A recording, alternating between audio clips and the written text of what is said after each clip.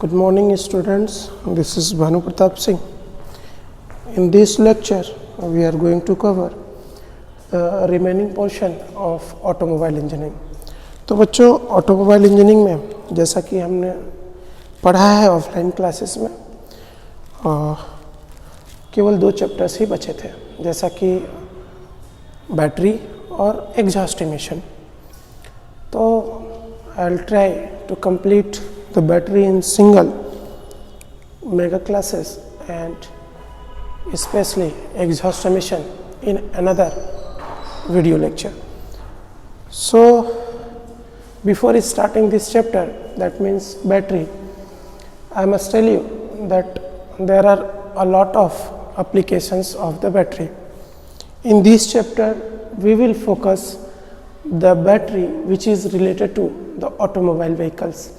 Apart from this, I will continue the all factor of battery which decide, for example, the selection of the battery, capacity of the battery, rating of the battery, and all those things which we have used in batteries. For examples, suppose अगर battery हमें consider करना है automobile vehicles का, तो battery की charging process क्या होगी, charging chemicals process क्या होगी, डिस्चार्जिंग प्रोसेस क्या होगी, और बैटरी की इलेक्ट्रोलाइट क्या होती है, हम इलेक्ट्रोलाइट कह किसको रहे हैं, इन सारे फैक्टर्स पे हम आज बात करेंगे.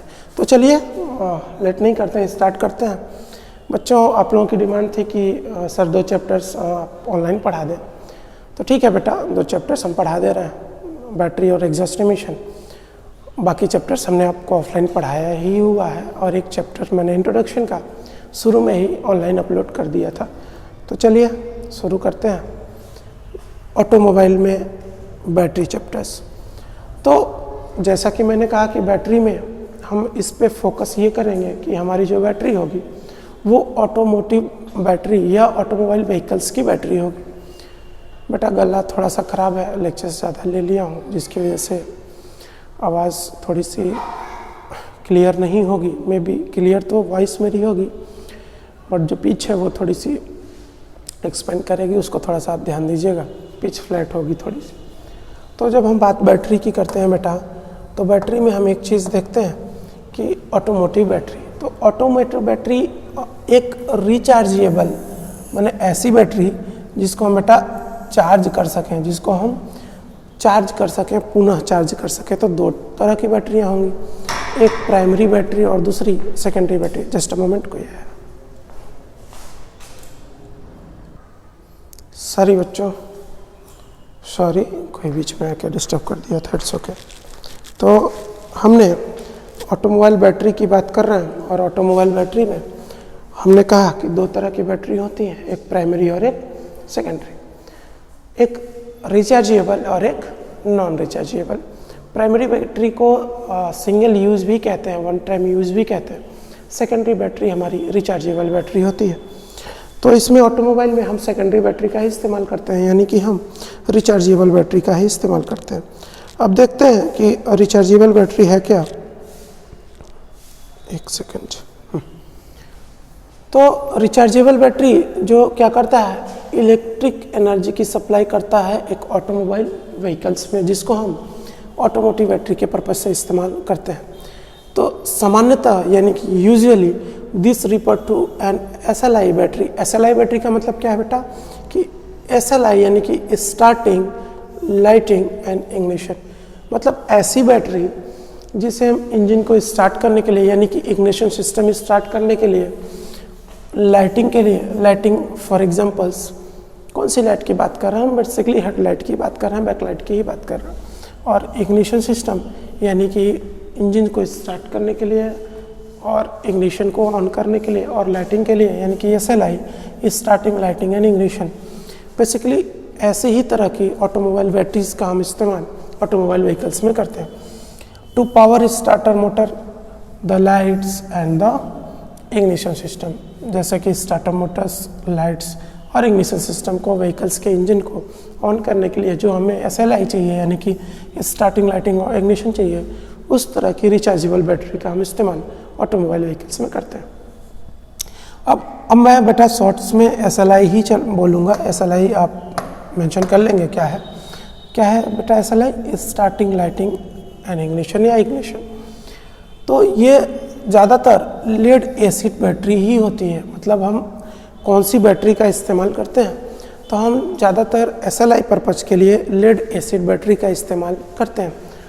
लेड एसिड मीन्स आगे एक्सप्लेन करूँगा क्यों लेड और क्यों एसिड टाइप कहते हैं। और ये जनरली 6 गैल्वेनिक सेल्स का बना होता है, मतलब कि 6 गैल्वेनिक सेल्स का बना होता है, जिसे सीरीज में कनेक्ट करते हैं। और जो 12 वोल्ट का सिस्टम यानी कि 12 वोल्ट 12 वोल्ट का निकाय प्रदर्शित करता है। हर सेल बेटा एक्चुअली एग्जैक्टली 12 वोल्ट नहीं होता है, वो 12.6 वोल्ट होता है। क्यों? क्योंकि हर सेल में 2.1 वोल्ट की बैटरी होती है, 2.1 वोल्ट का चार्ज है हर सेल्स में। और ये 6 × 2.1 that will be equal to 12.6, approx 12 volts हम कह देते हैं। मैंने कहा ना 12.6 वोल्ट्स का होता है फुल चार्ज के कंडीशन में, जनरली हम 12 वोल्ट कहते हैं। तो फुल चार्ज के कंडीशन में ये 12.6 वोल्ट है, क्योंकि हर सेल्स में 2.1 वोल्ट का चार्ज है और टोटल 6 सेल्स होते हैं। तो हैवी व्हीकल्स जैसे हाईवे ट्रक्स और ट्रैक्टर्स हैं, वो सामान्यतः जो डीजल इंजन से इक्विप्ड होते हैं, उनमें हम 2 बैटरीज को सीरीज़ में जोड़ देते हैं 12 वोल्ट की, यानी कि जो टोटल पावर रेटिंग होती है बेटा वो होती है 24 वोल्ट। जो लाइट मोटर व्हीकल्स हैं बेटा LMV, उनमें हम 6 सेल की बैटरी का इस्तेमाल करते हैं और हर बैटरी के सेल में 2.1 का वोल्टेज होता है, यानी कि टोटल 12.6 वोल्ट अप्रॉक्स हम कह देते हैं कि 12 वोल्ट की है बैटरी। लेकिन इन केस ऑफ ट्रैक्टर्स जैसे हैवी मोटर्स व्हीकल्स, यानी कि हम बात कर रहे हैं बेटा हैवी मोटर व्हीकल्स की HMV की, इसके केस में हम 24 वोल्ट की बैटरी का इस्तेमाल करते हैं। यानी ये 24 वोल्ट की बैटरी आपका हैवी मोटर व्हीकल्स HMV में इस्तेमाल होता है। चाहे तो 2 बैटरियों को सीरीज़ में हम कनेक्ट कर लेते हैं। चलिए नेक्स्ट करते हैं। अब बैटरीज की बात करें तो कैसे बनता है, तो बेटा ये दोनों लोड टर्मिनल्स होते हैं, एक पॉजिटिव एक नेगेटिव। ये कवर होता है, ये इनको लेड टर्मिनल्स भी कहते हैं। और ये सेल होता है पॉजिटिव और नेगेटिव, जो एक सेपरेटर से अलग होता है। और cells connected with metals that conducts electricity. Cells जो होते हैं मेटल से कनेक्टेड होते हैं, जो इलेक्ट्रिसिटी को कंडक्ट करते हैं एक सेल से दूसरे सेल तक। तो बेसिकली यही बैटरी का आउटर कंस्ट्रक्शन और इनर कंस्ट्रक्शन है। मैं आगे डिटेल्स में चलूँगा इसमें। फिलहाल कि most automotive battery containers and their covers are made of polypropylene. ज़्यादातर बैटरी के जो कवर्स हैं और जो कंटेनर्स हैं बेटा वो प्रोपाइलिन के बने होते हैं। और जो 12 वोल्ट की कार बैटरी है उसे हम 6 सेक्शन में, या सेक्शन कह लीजिए आप या फिर सेल्स कह लीजिए, 6 सेल्स में हम डिवाइड करते हैं। और हर सेल्स में 2.1 वोल्ट की चार्ज है, वोल्ट है, यानी कि पोटेंशियल डिफरेंस है। तो टोटल 12.6 वोल्ट 6 सेल में हो जाता है। ठीक है बेटा, चलो। तो कुछ बैटरी के पार्ट्स हैं, या पार्ट्स मैं कह लूँ या असेंबली है, जिनको हम डिफरेंट पार्ट्स से मिला के असेंबल करते हैं। जैसे ये सबसे बॉडी को हम केसिंग कह ले रहे हैं, और 2 टर्मिनल्स होंगे, इनको हम टर्मिनल्स कह रहे हैं या फिर लेड टर्मिनल्स कह रहे हैं। नेगेटिव प्लेट पैक होगा और एक नेगेटिव पोल भी होगा, फिर से नेगेटिव प्लेट होंगे, और यानी कि पॉजिटिव प्लेट और पॉजिटिव पोल होंगे। तो 2 नेगेटिव प्लेट 2 नेगेटिव टर्मिनल्स, ऐसे नेगेटिव और पॉजिटिव का कॉम्बिनेशन, यानी कि नेगेटिव प्लेट्स और पॉजिटिव प्लेट्स। और इन दोनों के बीच में जो माइक्रोपोरस सेपरेटर होता है वो नेगेटिव और पॉजिटिव प्लेट्स को अलग करता है। ऐसे कई नंबर्स ऑफ में नेगेटिव और पॉजिटिव प्लेट्स असेंबल होकर एक सेल्स में भर दिए जाते हैं और ग्रिड प्लेट बीच में लगा दिया जाता है। वैसे ही पॉजिटिव सेल कनेक्शन होगा, नेगेटिव सेल कनेक्शन होगा, है ना बेटा। पॉजिटिव प्लेट पैक होगा और इलेक्ट्रोलाइट टाइट सीलिंग रिंग होगी, और ये वॉल से कनेक्टेड होंगे, जिसके थ्रू इवेपोरेशन या फिर हम वाटर को फिर से पोर कर सकें, फिर से डाल सकें, फिल कर सकें। ठीक है बेटा, चलिए। तो जैसा कि जान रहे हैं आप, आउटर का हार्ड रबर केस होता है और ये सारे फिलर कैप्स हैं जिनके थ्रू हम H2O यानी पानी को फिर से फिल करते हैं जब पानी का लेवल डाउन हो जाता है। बेटा मैं एक्सप्लेन करूँगा कि पानी का लेवल क्यों डाउन होता है और इलेक्ट्रोलाइट हम कह किसको रहे हैं। Don't worry, each and everything in this class we will clear. Basically electrolytes जो H2SO4 है उसी को हम कह रहे हैं और टर्मिनल्स हैं एक पॉजिटिव एक नेगेटिव, ये फिलर कैप्स हैं। बेटा ये इलेक्ट्रिकल लिंक्स होता है, ये 1 सेल 2 3 4 5 और 6 यानी 12.6 वोल्ट की बैटरी है। Each sales having 2.1 voltage. और ये प्लेट सेपरेटर है। बेटा ये क्यों लगाया जाता है प्लेट सेपरेटर्स या सपोर्टर्स को?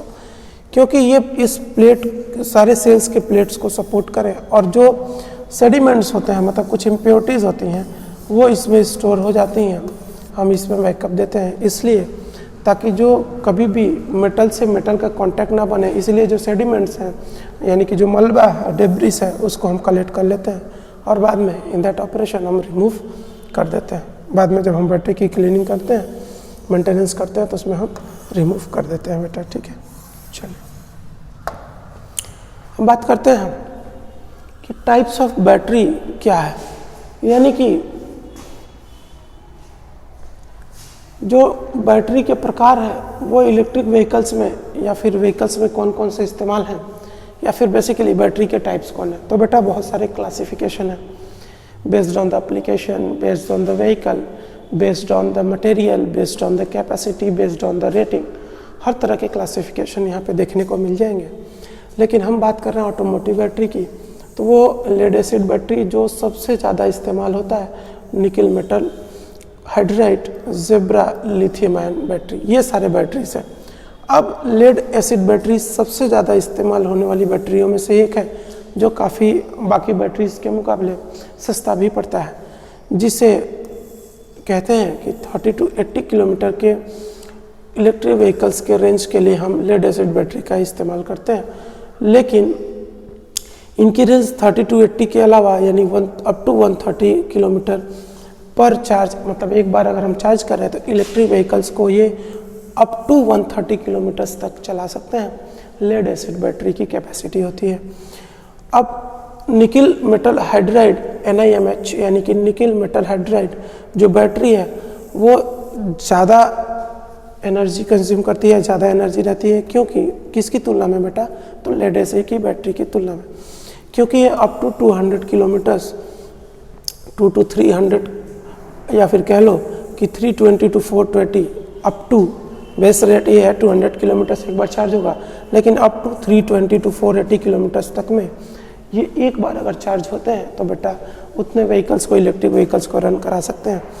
लिथियम भी कम एक्सपेंसिव होता है निकल की तुलना में, और जो निकल जिंक बैटरी होती है बेटा वो सस्ती होती है, हल्की होती है कैडमियम बैटरी की यानी निकल कैडमियम बैटरी की तुलना में। और ये सारे दे आर ऑल्सो चीपर, ये चीपर भी, सस्ते भी होते हैं, लेकिन लिथियम आयन बैटरी की तुलना में ये भारी होते हैं, हैवियर होते हैं। तो आगे हम बढ़ते हैं, एक ऑटोमोटिव लेड एसिड बैटरी को जरा सा देख लेते हैं।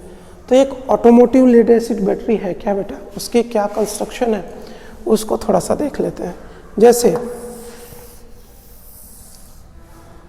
ये सेपरेटर है, सेपरेटर पॉजिटिव प्लेट और नेगेटिव प्लेट्स को अलग अलग रखता है, जिसके अंदर पॉजिटिव स्ट्रैप होंगे जिस पे पॉजिटिव प्लेट, ये पूरी की पूरी पॉजिटिव प्लेट है, ये पॉजिटिव प्लेट के स्ट्रैप है। इंटर सेल कनेक्टर है जो एक दूसरे को कनेक्ट करता है, और ये नेगेटिव स्ट्रैप है तो कुछ नेगेटिव प्लेट के ऊपर होगा, और ये पार्टीशन किया रहता है ताकि ईच सेल या ईच प्लेट हैविंग डिफर, और ये पोस्ट है टर्मिनल्स है।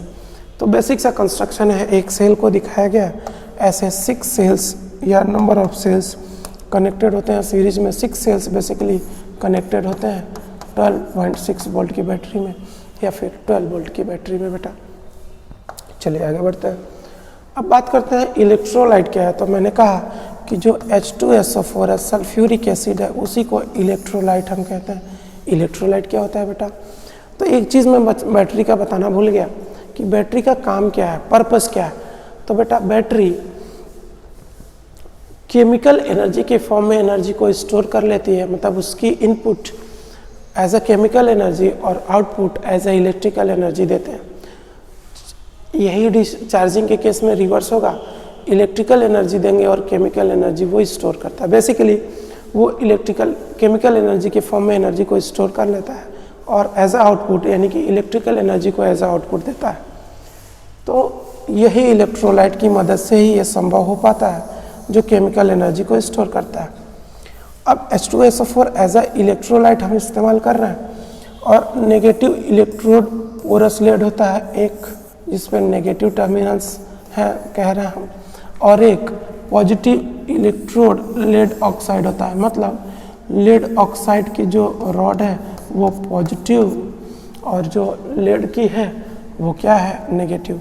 और बीच में ही हम नेगेटिव टू पॉजिटिव लोड को कनेक्टेड किए रहते हैं।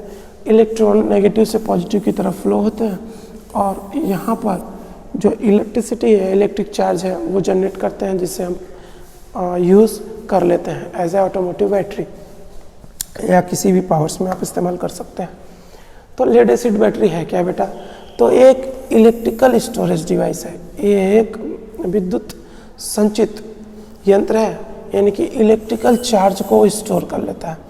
लेड और लेड ऑक्साइड एक, जैसा कि अभी हमने कहा कि जो लेड है उस पर नेगेटिव चार्ज और जो लेड ऑक्साइड है उस पर पॉजिटिव चार्ज होते हैं, वो उसी को लेड और लेड ऑक्साइड के टर्म में, और जो एसिड है यानी कि जो हमारा इलेक्ट्रोलाइट है वो H2SO4 जिसे हम एसिड यानी कि सल्फ्यूरिक एसिड भी कह रहे हैं। रिचार्जेबल का मतलब क्या कि रिवर्स केमिकल रिएक्शन उसमें हो, मतलब अब हम इलेक्ट्रिकल चार्ज दें और वो केमिकल एनर्जी स्टोर करे। जब केमिकल एनर्जी स्टोर कर लेगा तो वो इलेक्ट्रिकल चार्ज देगा, मतलब वैसे वर्षा हो, electrical to chemical, chemical to electrical, ये कन्वर्जन हो, यानी कि उसमें चार्जिंग भी हो डिस्चार्जिंग भी हो, यानी कि रिवर्स हो दोनों। ऑटोमोबाइल की बैटरी की बात करें, जैसे कि कार की बैटरी, ऑटोमोबाइल में कार या फिर बाइक या किसी भी चीज़ की बैटरी की हम बात करते हैं बेटा। अब ऑटोमोटिव बैटरी की बात करें तो ऑटोमोटिव बैटरी है क्या? The automotive battery is an electrochemical device that converts chemical energy into electrical energy. जैसा कि मैंने कहा, ये रसायन ऊर्जा को विद्युत ऊर्जा में परिवर्तित कर देते हैं, इसीलिए इनका प्राइमरी या प्रिंसिपल ही बैटरी का यही है कि ये केमिकल एनर्जी को इलेक्ट्रिकल एनर्जी में कन्वर्ट करते हैं। अगर बैटरी रिचार्जेबल होती है, मतलब फिर से चार्ज किया जा सकता है, ऐसी बैटरी में फिर से इलेक्ट्रिकल से केमिकल होता है, यानी कि जो चार्ज है वो रिवर्स डायरेक्शन में भी फ्लो करता है। तो रिवर्स में फ्लो करेगा तो जो केमिकल है, जो डिस्चार्ज है, वो फिर से चार्ज हो जाएंगे और फिर से बैटरी एनर्जी को केमिकल के फॉर्म में स्टोर कर लेगा और ज़रूरत पड़ने पर बेटा फिर से वो केमिकल एनर्जी को इलेक्ट्रिकल एनर्जी में कन्वर्ट कर देगा। थोड़ी सी एनर्जी की कमी महसूस हो रही होगी, है ना? कोई बात नहीं। स्पेसिफिक ग्रेविटी क्या है इलेक्ट्रोलाइट का? तो बेटा स्पेसिफिक ग्रेविटी के बिहाफ पे ही, मतलब अपेक्षिक गुरुत्व के आधार पर ही हम बैटरी की चार्जिंग या डिस्चार्जिंग को डिसाइड करते हैं। एक हाइड्रोमीटर होता है बेटा, जिसमें हम इलेक्ट्रोलाइट को लेते हैं, सक्शन करते हैं, अभी आगे एक्सप्लेन करूँगा। और वो इलेक्ट्रोलाइट की स्पेसिफिक ग्रेविटी कितनी है वही डिसाइड करती है कि बैटरी कितना % चार्ज या फिर डिस्चार्ज है। तो उसके लिए एक पैरामीटर से मैं आगे एक्सप्लेन करूँगा कि कितनी स्पेसिफिक ग्रेविटी किस कैपेसिटी के लिए होनी चाहिए, किस पर्पज के लिए होनी चाहिए, और कितनी स्पेसिफिक ग्रेविटी होगी तो हम डिस्चार्ज मानेंगे, और कितनी स्पेसिफिक ग्रेविटी होगी तो कितना % चार्ज होगा। ये सारे कैलकुलेशंस हम आपको देंगे, सारे चार्ट्स हम आपको प्रोवाइड करेंगे। चलिए, फिलहाल स्पेसिफिक ग्रेविटी क्या है? तो मैंने कहा कि जैसा कि एक हाइड्रोमीटर होता है जिसे स्पेसिफिक ग्रेविटी को, इलेक्ट्रोलाइट के स्पेसिफिक ग्रेविटी को प्रत्येक सेल में मापने के लिए प्रयोग किया जाता है। अब ये क्या होता है? तो बेटा ये एक टूल होता है जो घनत्व को मापता है या भार को मापता है द्रव के, और इसके घनत्व को तुलना हम उसमें इलेक्ट्रोलाइट में मौजूद पानी से कर देते हैं और हमें पता चलता है कि इसकी डेंसिटी कितनी कम है या कितनी ज़्यादा है, उसी हिसाब से उसकी चार्जिंग या डिस्चार्जिंग होती है।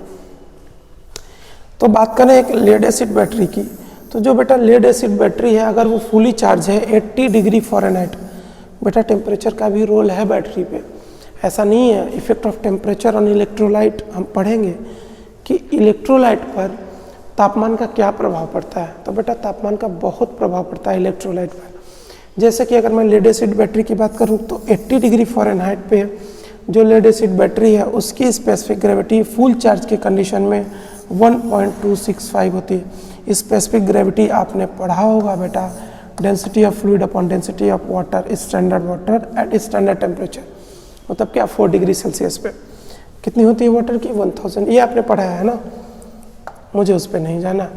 तो कुछ स्पेसिफिक ग्रेविटी है, कुछ एप्लीकेशंस है, मतलब कि हम कितनी स्पेसिफिक ग्रेविटी के इलेक्ट्रोलाइट को कहाँ प्रयोग करते हैं। तो बेटा अगर स्पेसिफिक ग्रेविटी 1.3 है तो वो हैवी साइकिल बैटरी में जैसे इलेक्ट्रिक व्हीकल में ट्रैक्शन यानी खींचने के पर्पज से इस्तेमाल होता है। और बात करें कि अगर ऑटोमोटिव स्टार्ट लाइट इग्निशन यानी SLI ऑटोमोटिव बैटरी की, तो उसमें स्पेसिफिक ग्रेविटी बेटा 1.26 थोड़ा सा कम होता है। और अगर 1.25 की बात करें तो UPS में यानी कि stand by with high momentary current discharge requirement, यानी कि जैसे कि अल्ट्रा पावर सप्लाई UPS में हम इस्तेमाल कर लेते हैं 1.215, तो ये सामान्य प्रयोग में इस्तेमाल होता है। जैसे टेलीफोन पहले के दिनों में टेलीफोन्स में इस्तेमाल होता था, उस तरह की बैटरी की स्पेसिफिक ग्रेविटी 1.215 होती है। तो स्पेसिफिक ग्रेविटी के आधार पर ही हम बैटरी की कैपेसिटी भी डिसाइड करते हैं कि बैटरी की कैपेसिटी कितनी है, मतलब उसकी क्षमता क्या है, whether it is a heavy और whether it is a light. अब ये हाइड्रोमीटर टेस्टिंग करेंगे। बेसिकली करते क्या है मैं अभी दिखाऊंगा बेटा। इसमें कई सारे पैरामीटर्स होते हैं। कई सारे पैरामीटर्स का मतलब पहले तो टेम्परेचर का पैरामीटर, ये डिग्री सेल्सियस में भी है और फ़ारेनहाइट में भी है।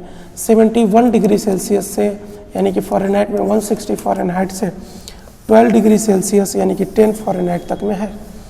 अब इसी के हिसाब से इसकी स्पेसिफिक ग्रेविटी का भी चार्ट इसमें लगा होगा कि एग्जाम्पल में हाइड्रोमीटर रीडिंग 1.25 है तो उसके इलेक्ट्रोलाइट का टेम्परेचर कितना है 40 फ़ारेनहाइट।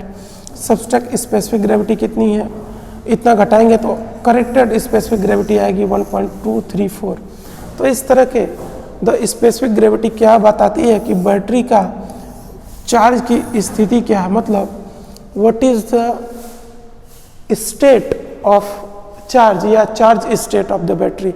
बैटरी की चार्जिंग की स्थिति क्या है, मतलब वो बैटरी कितने परसेंट चार्ज है या कितनी चार्ज है या डिस्चार्ज है, वो डिसाइड करता है बेटा स्पेसिफिक ग्रेविटी। स्पेसिफिक ग्रेविटी का मान एक डिसाइडेड है कि इतना होगा तो इतना परसेंट बैटरी चार्ज होगी और इतना होगा तो इतना परसेंट बैटरी चार्ज होगी या डिस्चार्ज होगी। तो ये एक बेसिकली हाइड्रोमीटर का टेस्टिंग था, अभी मैं आगे एक्सप्लेन करूँगा। ये हाइड्रोमीटर है। हाइड्रोमीटर पे एक आपने देखा होगा बहुत पहले के समय में जब हम बैटरी चार्ज कराने जाते थे बेटा, है ना। आज के डेट में तो सारी ड्राई बैटरीज हैं और रिचार्जेबल हैं, तो हमारे पास ज़्यादातर सिस्टम ऑटोमोबाइल व्हीकल्स में तो हम चार्ज कराने नहीं जाते हैं।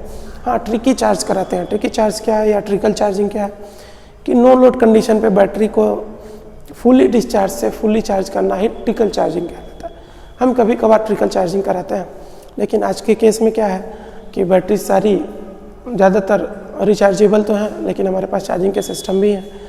अब हम इलेक्ट्रिसिटी का ज़्यादा यूज़ कर रहे हैं कंपैरिजन टू बैटरी। पहले के दिनों में टीवी भी देखना होता था तो बैटरी को हम चार्ज करा के आते थे, याद है।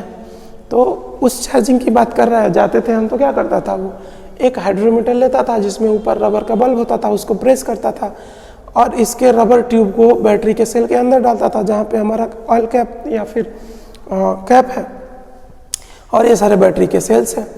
ये क्या होगा, यहाँ से इलेक्ट्रोलाइट इसमें इस ट्यूब में यानी कि ग्लास कंटेनर में भर जाएगा और ये अंदर की तरफ जो ये दिख रहा है बेटा, ये हाइड्रोमीटर लगा होगा। हाइड्रोमीटर पे कुछ इंडिकेटर्स बने होंगे कि कितना स्पेसिफिक ग्रेविटी है। तो ये एसिड ही है, H2SO4 ही है इलेक्ट्रोलाइट जो ग्लास ट्यूब में ऊपर फिल किया हुआ है और एटमॉस्फेरिक प्रेशर यहाँ पे तो काम ही कर रहा है। तो इसमें जितना भरता है उसी लेवल पे हम देख लेते हैं कि उस हाइड्रोमीटर में किस लेवल पे उसकी स्पेसिफिक ग्रेविटी है, उसी लेवल के हिसाब से हम कह सकते हैं कि कितना % बैटरी चार्ज या डिस्चार्ज है। जैसे आगे एक्सप्लेन करेंगे कि कितना % है। फिलहाल तापमान का क्या प्रभाव पड़ता है स्पेसिफिक ग्रेविटी पे या इलेक्ट्रोलाइट पे, या फिर मैं कहूँ कि इलेक्ट्रोलाइट की स्पेसिफिक ग्रेविटी पे तापमान का क्या प्रभाव पड़ता है।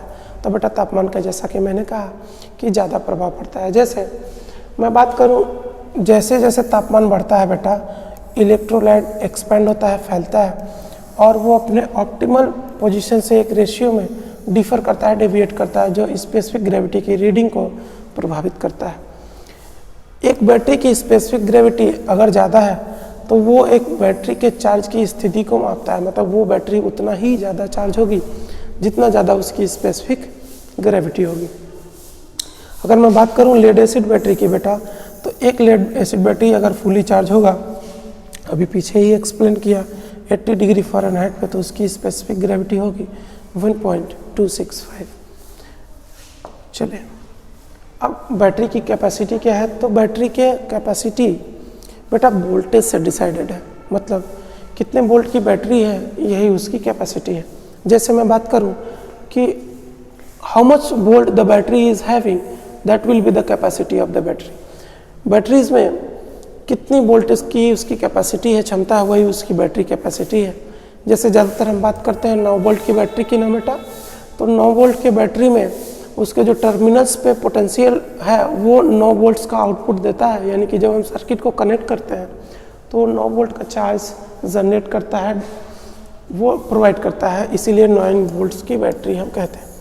अब एक AA बैटरी आपने देखा होगा, तो उस AA बैटरी में 1.2 to 1.45 वोल्ट का चार्ज रहता है, यानी कि अगर हमें इस बैटरी को, जो AA बैटरी है जनरली रिचार्जेबल नहीं रहती है, AA हो AAA बैटरी की साइज़ है बेटा, जिसमें वोल्टेज डिसाइडेड है 1.2 to 1.5 वोल्ट।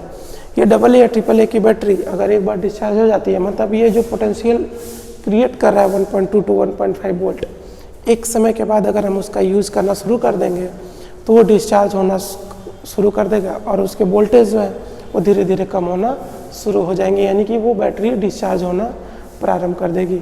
और ये 1 टाइम्स यूज है, यानी कि प्राइमरी बैटरीज हैं, सिंगल टाइम यूज़ हैं, ये रिचार्जेबल नहीं होते हैं AA या AAA। अब AA जैसे हम वॉच में, घड़ियों में इस्तेमाल करते हैं, दीवार घड़ियों में, वॉल वॉच में, या फिर हम रिमोट में इस्तेमाल करते हैं AAA बैटरीज़ का। पहले AA बैटरीज आती थी रिमोट में भी, अब AAA, जैसे माउस में हम AA बैटरी का इस्तेमाल कर रहे हैं, वायरलेस माउस जो होती है, या फिर AAA बैटरीज हम रिमोट में, टीवी के रिमोट हों, डिस्क के रिमोट हों, हम उसमें इस्तेमाल AA AAA बैटरीज का करते हैं, लेकिन वो रिचार्जेबल नहीं होती है, मतलब उसको हम फिर से चार्ज नहीं कर सकते हैं बेटा, हमें उसे 1 टाइम यूज, यानी वो प्राइमरी बैटरीज में आता है। उसी चीज़ को यहाँ पे एक्सप्लेन किया गया। तो वही कह रहा है कि डिटरमाइन अमाउंट ऑफ वोल्टेज, कितना वोल्टेज की मात्रा है वही उसकी कैपेसिटी है। आगे बढ़ते हैं। अब मिली एम्पियर आवर का क्या चक्कर है, बार बार आपने सुना होगा, तो बेटा मैं सिंपल से एक लाइन में बता दूं कि अगर मान लेते हैं 1900 मिली एम्पियर की बैटरी है, तो उसे हम किस तरह से यूज कर सकते हैं। तो बेसिकली जो करंट है, यानी कि मान लेते हैं जैसे 380 मिली एम्पियर का करंट है और 5 घंटे के लिए अगर हम इस्तेमाल कर रहे हैं, तो इसका मतलब है 1900 मिली एम्पियर। मिली का मतलब क्या, ये मिली एम्पियर हो गया करंट, और ये 5 घंटे के लिए इस्तेमाल कर रहे हैं तो हावर, तो यानी ये मिली एम्पियर और ये हो गया हावर। तो जस्ट अ मोमेंट, बाहर डिस्टर्बेंस है। ठीक है बेटा, 1 सेकेंड डिस्टर्ब हो गया मेरा सेटअप, आई एम सॉरी। या तो बेटा ये मिली एम्पियर का मतलब ये है कि कितना करंट इसमें है, ये प्रोडक्ट है 2 चीज़ों का, एक करंट का और एक हावर का, यानी कि टाइम का। तो करंट मिली एम्पियर में, मिली का मतलब 10⁻³ और एम्पियर है, और ये हावर है। तो मान लेते हैं एक 1900 मिली एम्पियर के चार्ज को देखते हैं ज़रा कैपेसिटी को। अगर वो 3800 मिली एम्पियर 5 आवर्स 0.5 आधे घंटे के लिए किए, तो 0.5 इंटू करंट कितना है 3800 मिली एम्पियर, और टाइम कितने तक 0.5, तो ये हो जाएगा 1900 मिली एम्पियर आवर। उसी तरह से 1 घंटे के लिए करें तो ये 1 घंटे के लिए 1900 का करंट प्रोवाइड करेगा, अगर 2 घंटे के लिए तो 950 का, और 4 घंटे के लिए तो 475 मिली एम्पेयर का। मतलब कि 2 तरह से बैटरी का हम इस्तेमाल कर सकते हैं। एक डिपेंड करता है कि कितने घंटे के लिए कर रहे हैं, और दूसरा डिपेंड करता है कि कितने का करंट प्रोवाइड कर रहा है।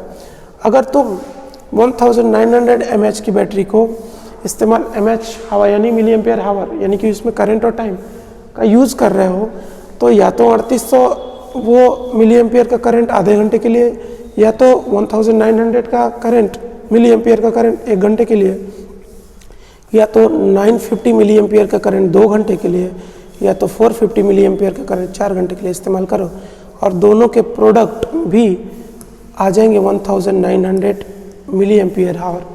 तो बैटरी की कैपेसिटी करंट इनटू हावर, मतलब कितनी करंट कितने समय के लिए फ्लो करा रहे हैं हम, कितना यूज़ कर रहे हैं, उसी हिसाब से उसकी कैपेसिटी होती है। चलिए, तो मिली एम्पेयर जैसा कि मैंने अभी कहा, वो क्या है कि पावर रिक्वायरमेंट है कि सर्किट में कितने की डिमांड है, जितने की डिमांड मतलब कितने करंट यानी कि मिली एम्पेयर और कितने घंटे के लिए, यही कंप्लीट डिमांड की हम बात कर रहे हैं, यानी उसकी कैपेसिटी की बात कर रहे हैं। और कह रहा है मिली एम्पेयर की जो बैटरी है वो उसकी लाइफ भी डिसाइड करती है। जैसे इसका मतलब ये हुआ, दैट मीन्स कि लॉन्गर ये बैटरी कैन लास्ट, कितनी देर तक वो बैटरी चल सकती है वो डिपेंड करता है कि वो सर्किट में कितना करंट ज़्यादा सप्लाई कर रहा है। इसका मतलब यह कर सकता है, इसका मतलब कि जैसे AA to D सेल की जो बैटरी होती है बेटा, उनमें सबसे कम mAh लाइफ होती है, और जो D सेल की बैटरी होती है उसमें ज़्यादा mAh होती है। मतलब जो AA या AAA बैटरीज़ हैं उनमें पावर रेटिंग यानी कि मिली एम्पियर और हावर वो कम होता है, लेकिन D सेल्स की बैटरी में ज़्यादा होता है।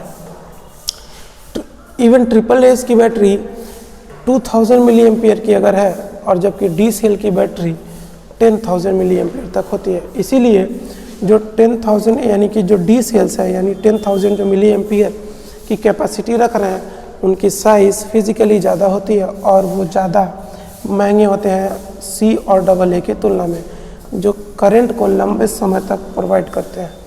जिस बैटरी की कैपेसिटी ज़्यादा, उसकी पावर रेटिंग यानी कैपेसिटी का मतलब क्या कि मिली एम्पियर आवर, कितने घंटे के लिए कितना करंट फ्लो करा रहे हैं, जिसकी ज़्यादा होगी ऑब्वियसली वो ज़्यादा एक्सपेंसिव होगा और साइज़ में भी ज़्यादा बड़ा होगा। तो वही कह रहा है, इसी वजह से D सेल्स की बैटरी की जो साइज़ है वो ज़्यादा होती है, और ये ज़्यादा कॉस्टली भी होते हैं, महंगे भी होते हैं, किसकी तुलना में, AA की तुलना में बेटा। ठीक है, चलिए आगे बढ़ते हैं। अब रिचार्जेबल बैटरी क्या है, तो स्टैंडर्ड चार्ज क्या है।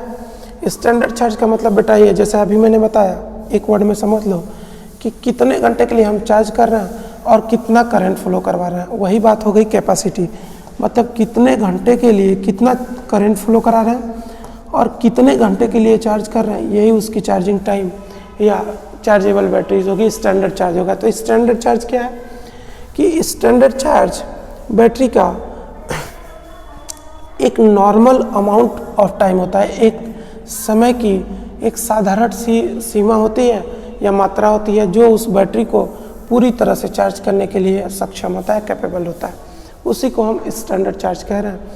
अब चार्जिंग और डिस्चार्जिंग को हम आगे चलेंगे, वही सारी चीज़ें इसमें समझाया है कि अगर 16 घंटे के लिए 300 मिली एम्पियर का करंट देते हैं तो क्या हो जाएगा, 16 × 300 मिली एम्पियर हावर, यानी कि mAh में कितना होगा, 4800 mAh मिली एम्पियर हावर, यही उसकी कैपेसिटी हो जाएगी बेटा। मतलब 16 घंटे के लिए वो 300 मिली एम्पियर का अगर करंट प्रोड्यूस कर रहा है तो वो हो जाती है 4800 mAh की बैटरी।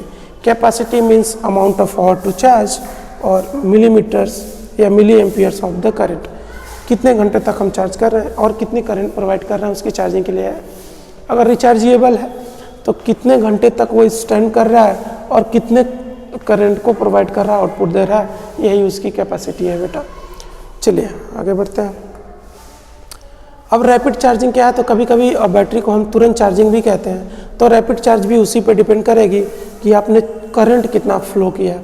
अब बेटा मान लेते हैं, जैसा कि अभी पिछले क्वेश्चन में हमने किया, पिछले क्वेश्चन में मैंने क्या देखा कि 16 हॉर्स के लिए कर रहे हैं 300 मिली एम्पियर का चार्ज। तो 16 आवर्स के लिए कर रहे हैं 300 मिली एम्पियर का चार्ज। अब रैपिड चार्जिंग में हम क्या करेंगे बेटा, इस हमें चाहिए 4000 mAh की, उसके पता हमें इतने में वो चार्ज हो जाएगा फुल। तो हम इस करंट की रेटिंग को बढ़ा देंगे, मतलब चार्जिंग के टाइम पे हम करंट की फ्लो को बढ़ा देंगे। ऑब्वियसली ये हॉर्स यानी कि जो ड्यूरेशन ऑफ द चार्जिंग है, चार्जिंग का जो समय है वो बेटा घट जाएगा, चार्जिंग का समय घट जाएगा, उसी को हम रैपिड चार्ज कह रहे हैं।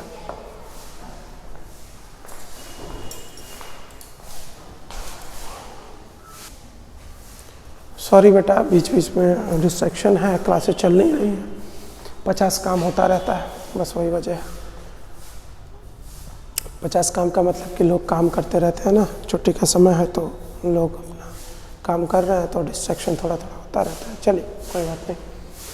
टाइप ऑफ सेल की बात करें तो सबसे पहले सभी बैटरीज में स्टैंडर्ड चार्जेबल हो तो वो इस स्टैंडर्ड में आते हैं कि जैसे AAA, AA, C या D सेल्स में आते हैं। ये टाइप ऑफ सेल्स हो गए। अब जब हम बैटरी का सिलेक्शन करते हैं बेटा, तो हम क्या करते हैं कि हम सेल्स को ही सेलेक्ट करते हैं कि हमें किस तरह का सेल्स चाहिए, उसी तरह की पावर मिलेगी। जैसे हम AAA सेल्स का इस्तेमाल करना चाहते हैं, AA, C या फिर D। तो ज़्यादातर आपने सुना होगा AA, AAA, C या D। चलिए, अब जैसे कि मैंने कहा कि चार्जिंग और डिस्चार्जिंग है ना, तो बेटा चार्जिंग और डिस्चार्जिंग का मतलब ये कि हम डिसाइड करेंगे कब, जब हमें पता चलेगा कि इसकी स्पेसिफिक ग्रेविटी कितनी है। अगर उसकी स्पेसिफिक ग्रेविटी हम मान लेते हैं बेटा कि अगर उसकी स्पेसिफिक ग्रेविटी एक डिसाइडेड हो कि कितने % बैटरी चार्ज है या कितने % चार्ज नहीं है, तो वो डिपेंड करेगा कि कितना % उसका या फिर कितना उसका स्पेसिफिक ग्रेविटी है। जैसे में एक लेड एसिड बैटरी की हम अगर तुलना कर लें बेटा, तो लेड एसिड बैटरी की तुलना करें तो डिस्चार्ज कब होगा, तो डिस्चार्ज तब होगा अगर 12 वोल्ट 24 वोल्ट दोनों को देख लेते हैं और कितनी स्पेसिफिक ग्रेविटी होगी। 12 वोल्ट में अगर बेटा मान लेते हैं डिस्चार्ज की कंडीशन पे जो स्पेसिफिक ग्रेविटी अगर 1.120 है तो वो डिस्चार्ज होगा, और 12 वोल्ट में 10.5 और 24 वोल्ट में 21 होगा, जस्ट डबल होगा।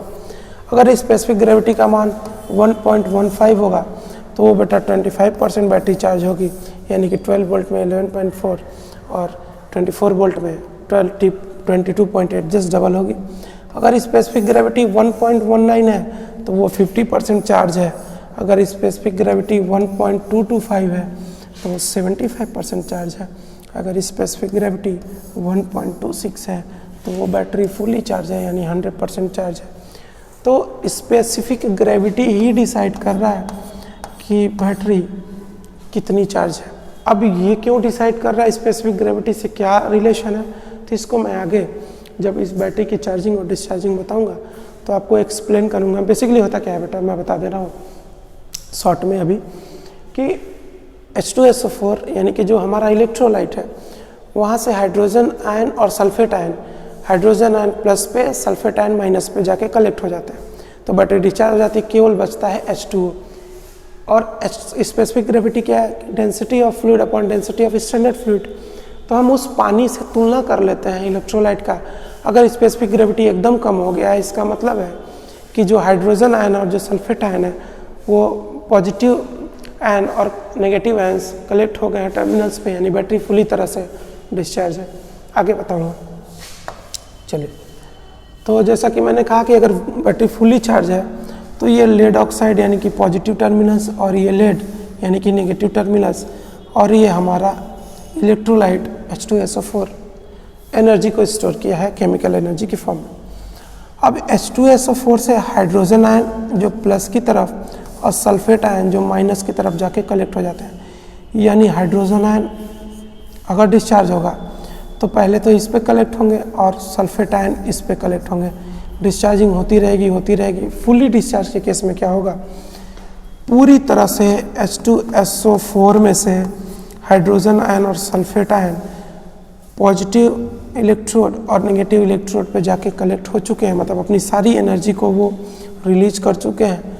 और रिलीजिंग के केस में केवल बचेगा वाटर जो डाइल्यूटेड होगा इलेक्ट्रोलाइट में। तो इसी पानी से हम इस इलेक्ट्रोलाइट की तुलना करते हैं, और जब स्पेसिफिक ग्रेविटी घट जाती है तो हम ऐसा मानते हैं यहाँ से हाइड्रोजन आयन और सल्फेट आयन इलेक्ट्रोड्स पे अपने चार्ज को दे चुके हैं, मतलब पूरी तरह से ये डाइल्यूटेड हो चुके हैं, तो उस केस में ये फुली डिस्चार्ज होगा। और डिस्चार्जिंग के केस में ये है, और फुली चार्ज के केस में इलेक्ट्रोलाइट के पास पूरी एनर्जी होगी। अब ये इलेक्ट्रोलाइट यानी कि H2SO4 हाइड्रोजन आयन को पॉजिटिव पे और सल्फेट आयन को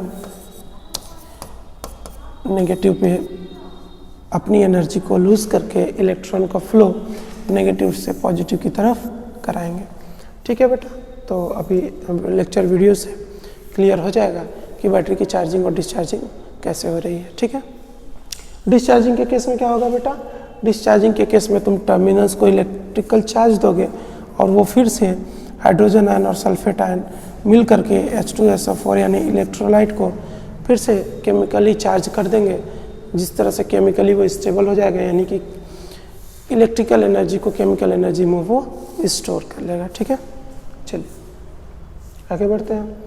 तो अब लेड एसिड बैटरी की बात करते हैं। तो लेड एसिड बैटरी की डिस्चार्जिंग के केस में क्या होगा? जैसा कि कहा मैंने, दोनों प्लेट्स लेड सल्फेट से कवर होते हैं, यानी कि पॉजिटिव पे लेड ऑक्साइड और नेगेटिव पे लेड।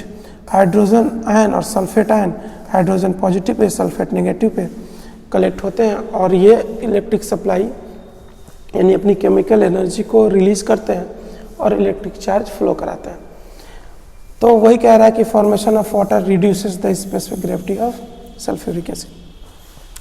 अगर वाटर का फॉर्मेशन हुआ तो सल्फ्यूरिक एसिड के स्पेसिफिक ग्रेविटी को घटा देगा, और अगर सल्फ्यूरिक एसिड के स्पेसिफिक ग्रेविटी घट गया बेटा, तो ये बता रहा है कि पोटेंशियल डिफरेंस धीरे धीरे कम हो रहा है दोनों प्लेट्स के बीच में, यानी कि इलेक्ट्रिक चार्ज प्रोड्यूस कर रहा है और वो कंज्यूम हो रहा है। लेकिन कुछ हाइड्रोजन आयन और सल्फेट आयन सॉल्यूशन में रह जाते हैं और वही स्पेसिफिक ग्रेविटी से मेजर करके बता देते हैं कि वो बैटरी कितना % चार्ज या फिर डिस्चार्ज है। अब बैटरी की रेटिंग की बात करें बेटा, मोस्ट इम्पॉर्टेंट टॉपिक, कि बैटरी की रेटिंग क्या है।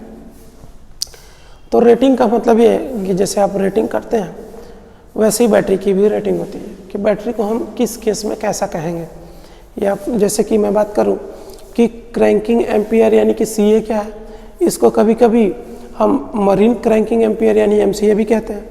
ये एक बेटा अमाउंट ऑफ करंट होती है एक बैटरी में। एक बैटरी में जो करंट है उसकी मात्रा होती है जो क्या कर सकता है कि 32 डिग्री फ़ारेनहाइट 32 फ़ारेनहाइट या 0 डिग्री सेल्सियस पे प्रोवाइड करता है, 30 सेकंड्स तक डिलीवर करता है, मेंटेन करता है 1.2 वोल्ट पर सेल में, यानी कि 12 वोल्ट में 7.2 वोल्ट्स। ठीक है, 6 सेल होंगे 1.2 वोल्ट्स पर सेल, यानी कि 7.2 volts for a 12 volt battery. तो इसकी एक रेटिंग है। रेटिंग ये है कि ये क्या करता है, 32 फ़ारेनहाइट या 0 डिग्री सेल्सियस पर 30 सेकंड्स तक मेंटेन करता है 1.2 वोल्ट का चार्ज प्रति सेल में, यानी कि 7.2 वोल्ट का चार्ज किसमें, 12 वोल्ट की बैटरी में बेटा। अब कोल्ड क्रैंकिंग एम्पियर्स रेटिंग क्या है, CCA क्या है, तो ये बेटा टेम्परेचर का डिफरेंस है -18 डिग्री सेल्सियस पे सेम कंडीशन होगी जैसा कि पहले में होगा। टेम्परेचर का वेरिएशन है, यानी डिफरेंट टेम्परेचर्स पे उसकी रैंकिंग की जाती है, उसी को हम बैटरी की रैंकिंग कह रहे हैं कि डिफरेंट टेम्परेचर्स पे 30 सेकंड्स के लिए बैटरी जितना वोल्ट यानी कि 1.2 वोल्ट पर सेल प्रोवाइड कर रही है, फ्लो करा रही है 30 सेकंड्स के लिए, वही उसकी रेटिंग होगी। और टेम्परेचर डिफर कर देंगे तो डिफरेंट पैरामीटर्स हैं, जैसे क्रैंकिंग एम्पियर्स में आपका 0 डिग्री सेल्सियस है 32 फ़ारेनहाइट, कोल्ड क्रैंकिंग एम्पियर्स में -18 डिग्री सेल्सियस पे, उसी तरह से हॉट क्रैंकिंग एम्पियर्स में आपका 80 फ़ारेनहाइट या 26.7 डिग्री सेल्सियस पे। कंडीशन सारे में सेम ही रहेंगे, बस टेम्परेचर का डिफरेंस होगा।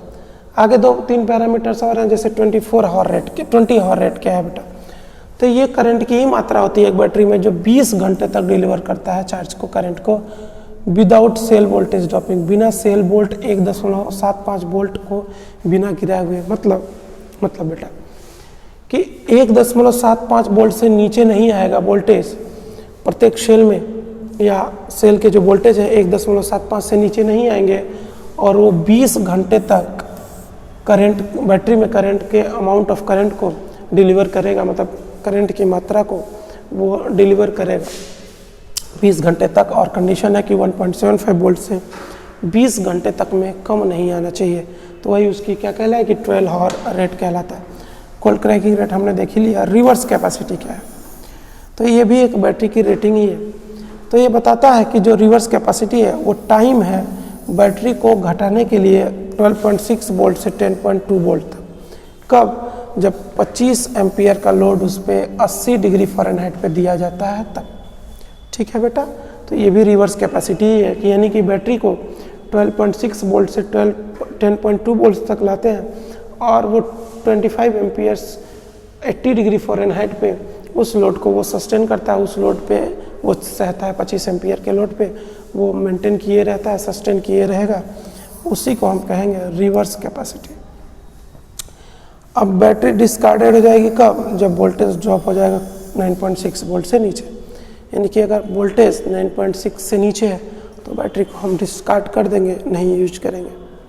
अगला, अब नंबर ऑफ प्लेट्स क्या है बेटा बैटरी में? तो ये छोटे छोटे जो टॉपिक्स हैं आपके बैटरी चैप्टर में उनको समझना है हमें, चीज़ों को समझ लेते हैं और फिर देखते हैं कि क्या है कैसे है। ठीक है बेटा, घबराने की ज़रूरत नहीं है। अगर आप थक गए हैं, मैं मेगा क्लास में ही कवर करूँगा।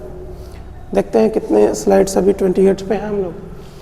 तो बेटा परेशान होने की ज़रूरत नहीं है। अगर आप थक गए हैं तो वीडियो को पॉज करिए, आप जाइए, चाय पी लीजिए, पानी पी लीजिए, मुँह धो लीजिए, फिर शुरू करिए, या बीच में आप रोक सकते हैं, फिर दोबारा आप स्टार्ट कर सकते हैं। ठीक है, ठीक। तो नंबर ऑफ प्लेट्स क्या है बैटरी में? तो बैटरी में जितने सेल्स हैं, जैसे 2 लेड प्लेट होता है, एक पॉजिटिव प्लेट और एक नेगेटिव प्लेट। जो पॉजिटिव प्लेट है वो किससे? लेड डाइऑक्साइड से, और जो नेगेटिव प्लेट है वो लेड से जुड़ा होता है। जो दोनों एक सेपरेटर, मतलब कि जो एक इंसुलेटिंग मटेरियल होता है उसी से अलग होता है। मतलब कि एक पॉजिटिव प्लेट, एक नेगेटिव प्लेट।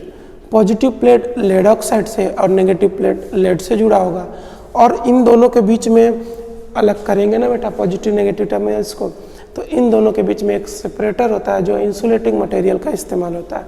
बस वही कह रहा है। जैसा कि देख सकते हैं आप कि ये सारे प्लेट्स हैं पॉजिटिव नेगेटिव, और इन दोनों के बीच में सेपरेटर्स लगे हैं, और ये टर्मिनल्स है हमारा पॉजिटिव नेगेटिव। ये कनेक्टर्स हैं जो प्रत्येक सेल को, यानी 6 सेल्स कनेक्ट किए हुए हैं। ठीक है बेटा, वही चीज़ें यहाँ पे दिखाया है। दोनों में जो पोटेंशियल डिफरेंस है वोल्टेज बी, यानी कि इसमें और इसमें जो पोटेंशियल डिफरेंस है वो 12.6 होता है, लेकिन हम 12 कह रहे हैं। ठीक है ना, ये जो लेड ऑक्साइड की प्लेट है और जो लेड की है, दोनों पॉजिटिव और नेगेटिव से जुड़े होते हैं, है ना बेटा। अब आप कंफ्यूज मत होइएगा। मैं एक चीज़ कहा कि जो पॉजिटिव प्लेट है बेटा वो लेड ऑक्साइड से होगी, और जो नेगेटिव प्लेट है वो किससे होगी? केवल लेड से होगी, स्पॉन्जी लेड। ठीक है ना। चलिए, तो एक टॉपिक आता है हमारा कि सर यहाँ तक तो ठीक है, लेकिन क्या हम बैटरी का चयन प्रयोग के आधार पे भी करते हैं? तो हाँ बेटा, पर्टिकुलरली एप्लीकेशन के आधार पर या प्रयोग के आधार पर ही भी हम बैटरी का चयन करते हैं। तो एक टॉपिक आ भी जाता है आपका कि selection of batteries for particular use. तो अब आपको साइकिल लाइफ कितनी है उस बैटरी की, इसके आधार पर भी आपको बैटरी का चयन करना है कि मतलब उसके कितना लाइफ है, कितना ड्यूरेशन है, उसकी फ्लेक्सिबिलिटी क्या है, उसमें नम्यता कितनी है, वो भी डिसाइड करती है कि बैटरी का हम चयन करते हैं। बैटरी कितना सेफ है, बैटरी की जो ऊर्जा घनत्व है यानी कि एनर्जी डेंसिटी है वो कितनी है, वो भी डिसाइड करती है कि बैटरी का हम एप्लीकेशन या प्रयोग कहाँ करेंगे। और पावर डेंसिटी, शक्ति का घनत्व भी है, वोल्टेज के आधार पे भी, और लागत यानी कॉस्ट के आधार पे भी, और उसकी खुद की लाइफ कितनी है उसके आधार पर भी, और कितने साल तक हमें चलाना है यानी कि ऑपरेशन लाइफ क्या है, और उसकी थिकनेस, मतलब कि किस व्हीकल्स में इस्तेमाल करना है। फॉर एग्जांपल्स कि बहुत सारे ऐसे इंजन्स हैं, 2 व्हीलर्स की ही बात करें तो उसमें बेटा जो स्पेस है वो बहुत कम प्रोवाइड होता है, यानी जो डिज़ाइन होनी चाहिए वो कॉम्पैक्ट होनी चाहिए। तो वही बात कर रहा है कि थिकनेस कितनी होनी चाहिए, और कॉमर्शियली या डोमेस्टिक हम क्या इस्तेमाल कर रहे हैं या इंडस्ट्रियल के पर्पज से इस्तेमाल कर रहे हैं, और उस बैटरी की टेम्परेचर रेंज, मतलब वो लेड एसिड बैटरी होगी, जिंक होगी, लिथियम आयन होगी, क्या होगी, तो उसकी टेम्परेचर रेंज पे भी डिसाइड करेगा। मतलब हम बैटरी का अगर चयन करेंगे बेटा तो ये सारे पैरामीटर्स यानी साइकिल लाइफ को भी देखेंगे, उसकी फ्लेक्सिबिलिटी को भी देखेंगे, कितना सेफ है वो भी देखेंगे, उसकी energy density, power density, voltage, cost, self life और ऑपरेशनल लाइफ के साथ साथ उसकी थिकनेस कितनी है और कमर्शियल अवेलेबिलिटी कितना है और उसके टेम्परेचर्स कितना है। ये 12 फैक्टर्स को देख करके ही हम बैटरी का चयन करेंगे, बैटरी का सिलेक्शन करेंगे। ठीक है बेटा, चलिए आगे बढ़ते हैं। तो selection of battery for particular use based on, अब कह रहा है कि बैटरी का चयन हम, वो तो ठीक है सारे पैरामीटर्स थे, लेकिन क्या कुछ और पैरामीटर्स हैं? तो जी हाँ, कि आप वन टाइम यूज़ करना चाहते हैं या उसको रिचार्ज, मतलब नॉन रिचार्जेबल या रिचार्जेबल, प्राइमरी या सेकेंडरी। आप एनर्जी और पावर का क्या रेशियो है, यानी एनर्जी वर्सेस पावर के अनुपात में आप कितना चाहिए आपको एनर्जी या पावर, कितने वोल्ट की चाहिए, टेम्परेचर रेंज, किस टेम्परेचर रेंज में आपको यूज़ करना है, उसकी सेल्फ लाइफ क्या है, उसकी केमिकल प्रोसेसेस क्या है, मतलब कितनी केमिकल एनर्जी को वो स्टोर कर लेता है, दैट इज़ पावर रेटिंग क्या है, फिजिकल साइज क्या है और शेप क्या है, मतलब बैटरी की जो कंस्ट्रक्शन है, आउटर कंस्ट्रक्शन है, बॉडी है, वो कैसी है या कितने साइज का है, कॉस्ट क्या है, ट्रांसपोर्टेशन में, डिस्पोजल में और रेगुलेशंस में क्या क्या दिक्कतें आने वाली हैं, उसको हम कैसे कैरी करेंगे, उसको हम कैसे डिस्पोज करेंगे या उसको कैसे रेगुलेट करेंगे, उन सब पैरामीटर्स पे भी हम बैटरी का चयन करते हैं बेटा, सिलेक्शन करते हैं। चलिए आगे बढ़ते हैं। तो तापमान का क्या प्रभाव पड़ता है, मोस्ट इम्पॉर्टेंट, बार बार आप हाइड्रोमीटर में भी तापमान देख रहे थे कि कितने डिग्री सेल्सियस पे, बैटरी की रेटिंग भी तापमान पे ही है। तो तापमान का क्या प्रभाव पड़ता है बैटरी पे, तो बेटा देखते हैं कि जो बैटरी की केमिकल रिएक्शन यानी केमिस्ट्री है वो ये बताती है कि बैटरी का जो तापमान है वो किस या प्रयोग के आधार पर उसका तापमान का रेंज क्या है। जैसे अगर एक्वस इलेक्ट्रोलाइट की बात करें, जैसे जिंक कार्बन सेल्स है, वो 0 डिग्री सेल्सियस के नीचे इस्तेमाल ही नहीं हो सकता। मतलब ऐसी बैटरी जो जिंक कार्बन सेल्स की बनी है उसको आप 0 डिग्री सेल्सियस के नीचे इस्तेमाल नहीं कर सकते बेटा, यू कैन नॉट यूज़। उसी तरह बात करें तो एल्कलीन सेल की जो क्या करता है वो कैपेसिटी को घटाता है किस तापमान रेंज में, कि जिंक कार्बन से तो कम ही होता है लेकिन वो भी तापमान में अपनी पावर रेटिंग यानी कैपेसिटी को घटा देता है। तो हम ऐसे तापमान में एल्कलीन की भी बैटरी यानी एल्कलीन के सेल्स का भी इस्तेमाल नहीं कर सकते हैं। अब लिथियम की बात करें तो ये प्राइमरी बैटरी है जो क्या करती है, इलेक्ट्रोलाइट को हमें -40 से इस्तेमाल करने के लिए देती है, जो उसके परफॉर्मेंस में कमी आती है। मतलब अगर हम लिथियम की बैटरी लें तो अगर -40 पे भी हम ऑपरेट कर रहे हैं तो ऑपरेट तो हो सकता है उसका इलेक्ट्रोलाइट, लेकिन उसकी परफॉर्मेंस घट जाती है। तो ओवरऑल बैटरी की परफॉर्मेंस उसके टेम्परेचर और उसकी स्पेसिफिक ग्रेविटी पर डिपेंड करती है। बेसिकली अगर टेम्परेचर वेरी किया तो उसकी स्पेसिफिक ग्रेविटी वेरी कर जाएगी, और वेरी कर जाएगी तो बैटरी की चार्जिंग और डिस्चार्जिंग यानी कि जो पावर रेटिंग है या फिर मैं कहूँ कि उसकी जो परफॉर्मेंस है वो घटती या बढ़ती है। और रिचार्जेबल के कंडीशन में बात कर रहा है, जैसे लिथियम आयन बैटरी की बात कर रहा है, तो वो अधिकतम एक बहुत कम जैसे कि 20 से 45 डिग्री सेल्सियस पे ही वो चार्ज हो सकते हैं। तो वही कह रहा है रिचार्जेबल एप्लीकेशन में जो लिथियम आयन बैटरी है वो अधिकतम 20 से 45 डिग्री के रेंज में ही, तापमान के रेंज में ही चार्ज कर सकते हैं। अगर हम इसके रेंज के बाहर चार्ज किए तो कम करंट फ्लो करेगा या जो वोल्टेज होगी वो ज़्यादा इस्तेमाल होगी।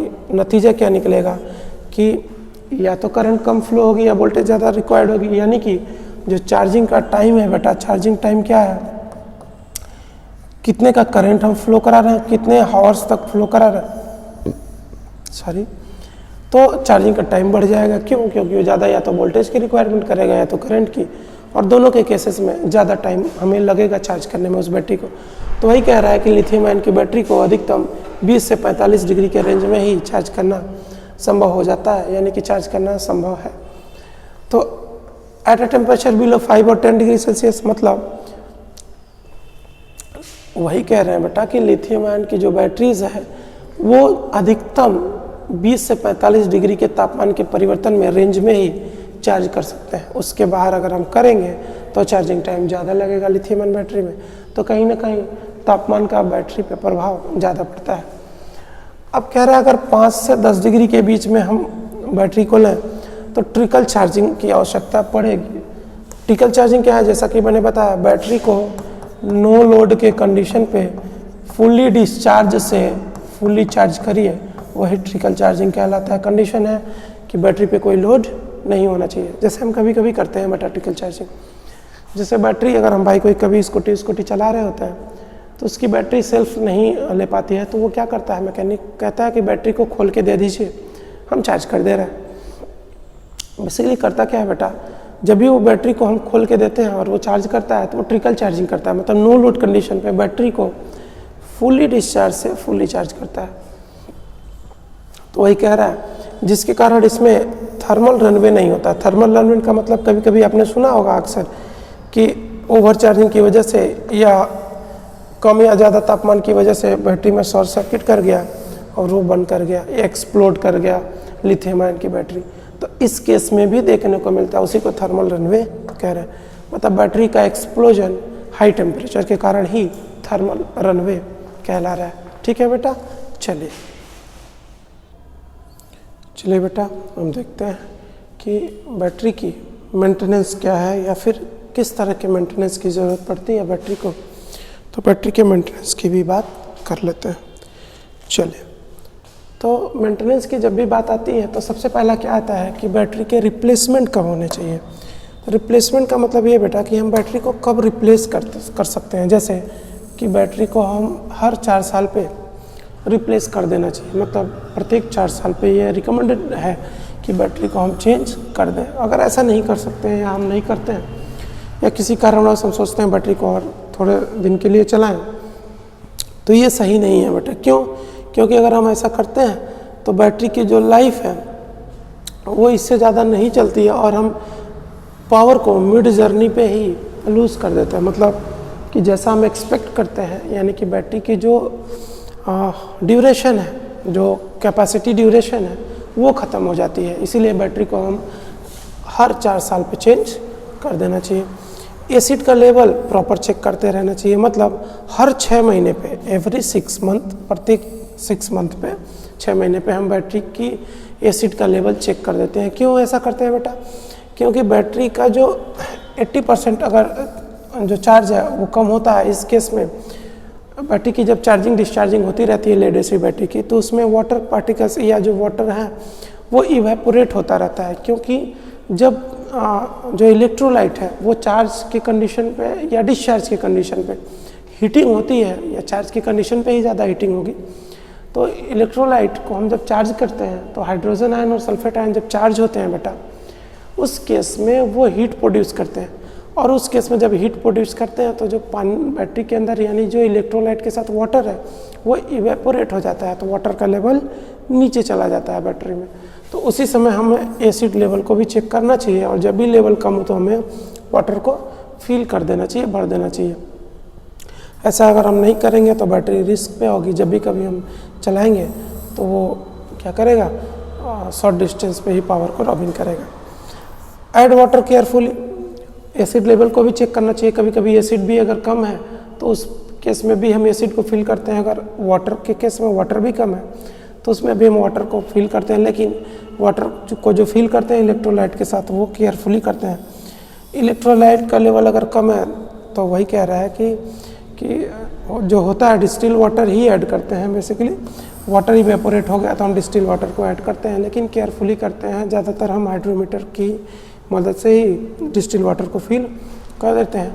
क्यों? क्योंकि चार्जिंग और डिस्चार्जिंग के समय जो वाटर है वो इवेपोरेट कंटिन्यूअस होता रहता है हीटिंग की वजह से। हीटिंग की वजह से वो वाटर इवेपोरेट होगा, वाटर का लेवल डाउन जाएगा, वाटर की कमी होगी तो हम डिस्टिल वाटर ऐड करेंगे। ठीक है बेटा, चलिए। Conduct a battery load test. अब बैटरी की लोड टेस्टिंग भी ज़रूरत है। क्यों बेटा? वो प्रत्येक महीने में है, हर महीने में हमें बैटरी के लोड की टेस्टिंग करनी चाहिए। क्यों? मैकेनिक के द्वारा। अब तुम तो करोगे नहीं। क्यों? क्योंकि क्या है कि जब भी कभी हम ये चेंज करते हैं कि जो डिवाइस है हमारा वो प्रॉपरली चार्ज हो रहा है या नहीं हो रहा है, मतलब to ensure that the device can charge properly. इस कंडीशन में भी फ्रीजिंग टेम्परेचर पे भी अगर वो चार्ज हो रहा है कि नहीं हो रहा है, इस बात से हम श्योर हो लें। उसी चीज़ के लिए हमें बैटरी की लोड टेस्टिंग भी करनी चाहिए। लोड टेस्टिंग का मतलब एक समय के बाद आता है बेटा बैटरी डिस्चार्ज हो जाती है, तो उस केस में भी या बैटरी चार्ज हो रही है या नहीं हो रही है, वो हर मंथ में हमें देख लेना चाहिए कि बैटरी चार्ज हो रही है या नहीं हो रही है। उसकी टेस्टिंग मैकेनिक से हमें करा लेनी चाहिए। यही मेंटेनेंस है बैटरी की। अब बैटरी को क्लीन करने का है, तो क्लीन करने का मतलब डेब्रिस मीन्स मलबा, डर्ट मीन्स धूल। तो जो धूल और मलबे हैं बेटा, वो हमारी बैटरी के लिए ठीक नहीं है। क्योंकि वो हमें कोरोजन देंगे, मतलब जंग हो जाएगा मेटल का, मेटल कोरोड हो जाएगा, जिसकी वजह से मेटल का जो मेटल है वो यूज़ में हम ज़्यादा दिन तक नहीं कह सकते। यानी कि जो भी प्लेटें बनी हैं मेटल्स की वो कोरोडेड हो जाएंगी और हमें ज़्यादातर बैटरी की लाइफ कम होगी। तो इसीलिए कह रहा है टॉप सरफेस बैटरी का ज़्यादातर जो टर्मिनल्स है बेसिकली उसको हमें प्रॉपर क्लीन करना चाहिए। अब क्लीन कैसे करोगे, तो एक आता है अमोनिया बेस्ड विंडो क्लीनर, उससे कर लो। लेकिन इसके वजह से भी हम कॉम्बिनेशन यूज़ कर सकते हैं बेकिंग सोडा और पानी का। लेकिन जब हम बेकिंग सोडा या पानी का इस्तेमाल करते हैं बेटा, तो वो भी कोरोजन को साफ़ करने के लिए मदद करता है। अगर किसी वजह से ये बेकिंग सोडा या वाटर का कॉम्बिनेशन रेसिडुअल स्ट्रेसेस रह गए वहाँ पे, यानी रेसिड्यू रह गया, तो वो कोरोड कर देगा उस टर्मिनल्स को, यानी बैटरी की लाइफ ख़त्म हो जाएगी। और बैटरी की क्लीनिंग इसीलिए ज़रूरी है। जितने टर्मिनल्स हैं, जितने कनेक्टर्स हैं जो सेल को कनेक्ट कर रहे हैं, जो मेटल के हैं, उनको हम बेकिंग सोडा या वाटर के कॉम्बिनेशन से भी हम क्लीन कर सकते हैं। या फिर अमोनिया बेस्ड विंडो क्लीनर आता है उसके लिए कि बैटरी के टर्मिनल्स, बैटरी के कनेक्टर्स या बैटरी के जो टॉप सरफेसेस हैं उसको हम क्लीन करते रहें बीच बीच में, है ना बेटा। चलिए, तो कीप द केबल टाइज। जो टर्मिनल्स पे केबल लगा है बेटा, जैसे बैटरी के जो टर्मिनल्स हैं, पॉजिटिव टर्मिनल्स और नेगेटिव टर्मिनल्स, उन पे जो केबल है, यानी कि जो आउटपुट केबल है या इनपुट केबल चार्जिंग डिस्चार्जिंग के लिए या चार्जिंग इनपुट देने के लिए, आउटपुट लेने के लिए, वो केवल लूज़ नहीं होना चाहिए बेटा, वो टाइटली बंधे होने चाहिए। क्योंकि ऐसा होगा तो वो हमारा कनेक्शन होगा वो सिक्योर नहीं होगा, है ना। तो 7th पॉइंट क्या है कि don't leave your car for too long. हम अपने ऑटोमोबाइल व्हीकल्स को ज़्यादा दिन तक ना रखें। ऐसा करेंगे तो बैटरी डिस्चार्ज हो जाएगी और हमारा इग्निशन सिस्टम ऑन नहीं होगा। यानी कि जिसके लिए हम स्टार्ट लाइट और इग्निशन SLI के लिए इस्तेमाल कर रहे हैं, उस बैटरी को वो बैटरी हमारी इस्तेमाल नहीं हो पाएगी। तो हमें वही कह रहा है कि लंबे समय तक नहीं रखना चाहिए बिना चलाए हुए। अगर ऐसा करेंगे तो बैटरी डाउन हो जाएगी। अब ये क्या करता है, तो इसके लिए हमें बैटरी को प्रति 3 दिन पे ही अपने व्हीकल्स को क्या कर लेना चाहिए, स्टार्ट कर लेना चाहिए, चला लेना चाहिए।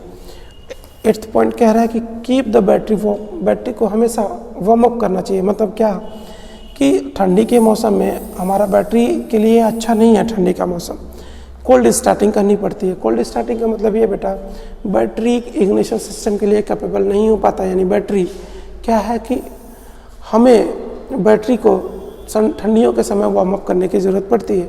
क्यों? क्योंकि बैटरी या तो इंजन से हीट कर लो बैटरी को, मतलब इंजन को रन करा के हीट कर लो ठंडी के समय में। बैटरी इंजन को थोड़ी देर स्टार्ट करोगे तो बैटरी का वार्म अप हो जाता है, यानी कि कोल्ड स्टार्टिंग वो दे सकेगा। और ये बैटरी को आसानी से स्टार्ट नहीं होने देता, मतलब पावर को कम से कम कंज्यूम करते हैं। बताना मैं ये चाह रहा हूँ कि ठंडी के दिनों में जब भी हम ऑटोमोबाइल व्हीकल्स स्टार्ट करते हैं बेटा, तो ऑटोमोबाइल व्हीकल्स स्टार्ट नहीं होते हैं।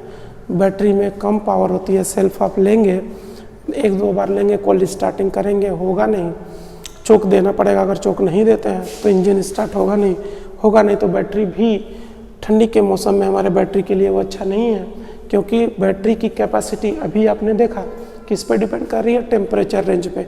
जैसा टेम्परेचर वैसे ही उसकी स्पेसिफिक ग्रेविटी, वैसे ही उसकी पावर कैपेसिटी। तो पावर कैपेसिटी घट जाती है कोल्ड कंडीशंस में, क्योंकि स्पेसिफिक ग्रेविटी पे डिपेंड कर रहा है टेम्परेचर इलेक्ट्रोलाइट का। और ऐसे टेम्परेचर रेंज में हमारी बैटरी हम 2-3 सेल्फ देंगे तो डाउन हो जाएगी, जिसके कारण हमें स्टार्टिंग में SLI में यानी व्हीकल्स को स्टार्ट करने में प्रॉब्लम होगी। वही कह रहा है कि हम बैटरी को वार्म अप करते रहें। Don't overcharge. हम कभी ओवरचार्ज नहीं करना चाहिए। क्यों? क्योंकि अगर कभी हम ओवरचार्ज करेंगे तो बैटरी के लॉस होने के चांसेस या ओवर हीटिंग की वजह से एक्सप्लोजन के चांसेस बने रहते हैं।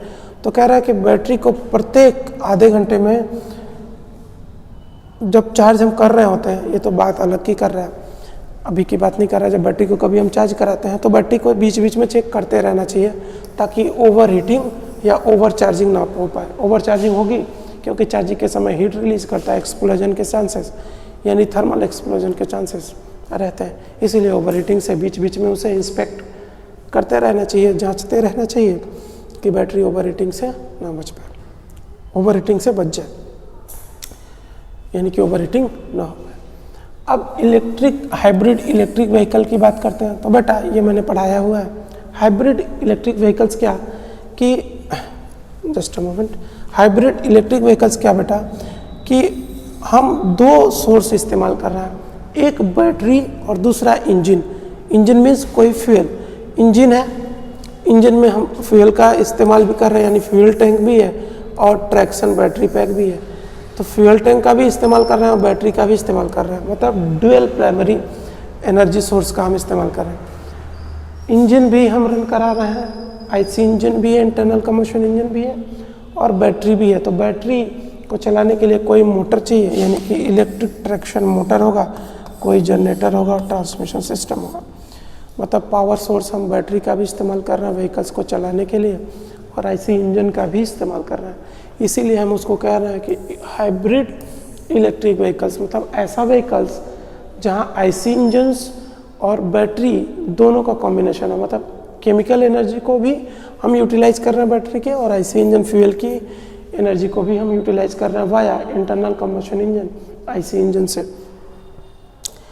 बेटा स्पीड थोड़ा सा होगा, समझ सकते हो बातों को, क्योंकि मुझे एक ही लेक्चर्स में समराइज करने की कोशिश कर रहे हैं और ऐसा नहीं है कुछ छोड़ेंगे, डोंट वरी, वही चीज़ होंगी लेकिन थोड़ा सा स्पीड होगा। आपको लगे कि स्पीड ज़्यादा है तो आपके पास प्लेबैक का ऑप्शन है, आप उसको स्पीड को स्लो कर सकते हैं, ठीक है। हाँ, आपके हाथ में तो सब है, आप कट भी कर सकते हैं। Batteries for electric and hybrid vehicles, तो वही कह रहा है इलेक्ट्रिक और हाइब्रिड व्हीकल्स प्राइमरी सोर्स में, मतलब क्या कि the battery can also power auxiliary load and reduce engine idling when stop. जब कभी गाड़ी को हम, मैंने बताया था कि जब कभी ट्रैफिक में हम या फिर कभी गाड़ी के हम स्टॉप करते हैं तो उस केस में हम इंजन को स्टॉप कर देते हैं, हमें कुछ लाइटिंग सिस्टम, कुछ इग्निशन सिस्टम ही ऑन करना होता है, जिसकी वजह से या फिर हम मोटर से बैटरी से मोटर को कनेक्ट करके हम व्हीकल्स को मूव करा सकते हैं, रन करा सकते हैं वाया बैटरी। हम इंजन को हर समय रन नहीं कराएंगे, अगर हमें मैक्सिमम पावर की ज़रूरत पड़ेगी तो ही हम इंजन को रन करा रहे हैं, मतलब सेकेंडरी सोर्स भी हम इस्तेमाल कर रहे हैं एज अ बैटरी। और बैटरी चार्ज कैसे होगी फिर आपका जनरेटर डायनेमो होगा, जब आईसी इंजन स्टार्ट होगा आपका, आपने जब इंजन को स्टार्ट किया तो उस समय बैटरी चार्ज होगी और जब आपने इंजन को बंद किया है तो बैटरी क्या करेगा, मोटर को ड्राइव करेगा, मोटर क्या करेगा, पावर का ट्रांसमिशन करेगा यानी व्हीकल्स को ड्राइव करेगा। तो बेसिकली यही था इसमें। और कह रहा है हाइब्रिड इलेक्ट्रिक व्हीकल्स है वो आईसी इंजन और बैटरी के कॉम्बिनेशन यानी मोटर, इलेक्ट्रिक मोटर होता है और आईसी इंजन होता है, इसी का कॉम्बिनेशन होता है। जो बैटरी क्या करता है, एनर्जी को स्टोर कर लेता है जब आईसी इंजन ऑन होगा और सेकेंड टाइम पे वो मोटर से व्हीकल्स को ड्राइव करेगा, इलेक्ट्रिक मोटर से। तो वही the combination of battery and IC engine is called electric hybrid vehicles. IC engine battery को डिस्चार्ज करेगा, बैटरी जब चार्ज हो जाएगी तो बैटरी से हम पावर यूटिलाइज कर लेंगे, फिर से मोटर की मदद से हम छोटे इंजन को चलाने के लिए या व्हीकल्स को ड्राइव करने के लिए। ऐसा करते क्यों हैं, हमें हर समय पावर मैक्सिमम की ज़रूरत नहीं पड़ती है। फॉर एग्जांपल अगर 4 सिलेंडर इंजन है उसमें मे बी 26.5 न्यूटन मीटर का टॉर्क जनरेट हो रहा है तो उतने मैक्सिमम पावर की ज़रूरत हमें स्टॉपिंग के कंडीशन में नहीं होती, हमें ट्रैफिक्स में नहीं होता। तो उस केस में हम पावर सोर्स आईसी इंजन को बंद कर देंगे और बैटरी के पावर सोर्स का यूटिलाइज कर लेंगे बेटा, इसी केस में होता है ना। बेटर फ्यूल इकोनॉमी के लिए ही इस्तेमाल करते हैं बिना हम अपने परफॉर्मेंस को रोके हुए। तो वही कह रहा है ऑक्सिलरी बैटरी की बात कर रहा है। ऑक्सिलरी बैटरी क्या है, in an electric drive vehicles the auxiliary battery provide electricity to start the car before traction battery is engage. Traction battery के एंगेज होने के पहले पावर एसेसरीज में हम बैटरी से कनेक्शन करते हैं, उसी को ऑक्सिलरी प्राइमरी बैटरी कह रहे हैं, ठीक है ना, प्राथमिक बैटरी कह रहे हैं। तो बेटा यहीं पे आपका पावर इलेक्ट्रॉनिक्स है, इलेक्ट्रिक मोटर है, आपका रेडिएटर भी है, इंजन भी है। The combination of battery motor and यानी कि electric motor and IC engine is called an electric hybrid vehicles. और ये लाइट वेटिंग मटेरियल्स होगा, फ्यूल का स्टोरेज भी होगा, मतलब ये चार्जिंग भी होगी बैटरी की, और ये IC इंजन पे भी रन करेगा। मतलब पावर सोर्स दोनों है, IC इंजन है और हमारा बैटरी भी है। ठीक है बेटा, चलिए तो कुछ ट्यूटोरियल वीडियोस देख लीजिए, है ना, देखते हैं बेटा।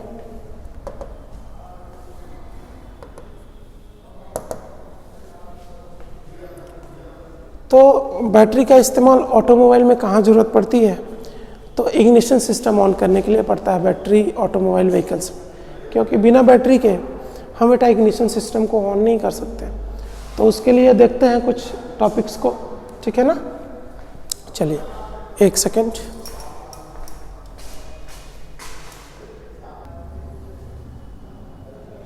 चलिए बेटा देखते हैं कुछ ट्यूटोरियल वीडियोस को, उसके बाद हम इस चैप्टर को समाप्त करते हैं ना, मतलब इस चैप्टर को यहाँ पे फिनिश करते हैं आफ्टर ट्यूटोरियल वीडियोस। PPTs यानी कि सिलेबस आपका वहीं तक था, कुछ ट्यूटोरियल वीडियोस हैं। तो जैसे स्पेसिफिक ग्रेविटी हम कैसे चेक कर रहे हैं बेटा, उसको थोड़ा सा देख लेते हैं। यानी कि स्पेसिफिक ग्रेविटी को हम बात कर रहे हैं कि चेक करने का, तो ये आपका स्पेसिफिक ग्रेविटी यानी कि हाइड्रोमीटर है, जिसपे कई सारे स्केल्स बने होते हैं बेटा। ये रहा ना 1150, 1200, 1250, 300, 250, ये सारे स्पेसिफिक ग्रेविटी हैं जो ये बताते हैं। जैसे ही क्या करेंगे हम, अगर हम किसी बैटरी से इसके इलेक्ट्रोलाइट को हम निकालें बेटा, तो इलेक्ट्रोलाइट जब हम निकालेंगे तो ये कुछ स्पेसिफिक ग्रेविटी का लेवल यानी कि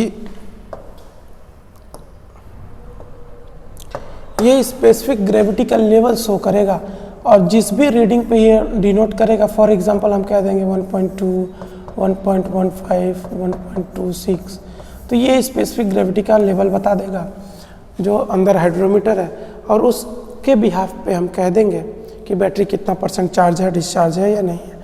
तो ये बेसिकली टेस्टर है जो ये टेस्ट करता है हाइड्रोमीटर की इसकी स्पेसिफिक ग्रेविटी कितनी है।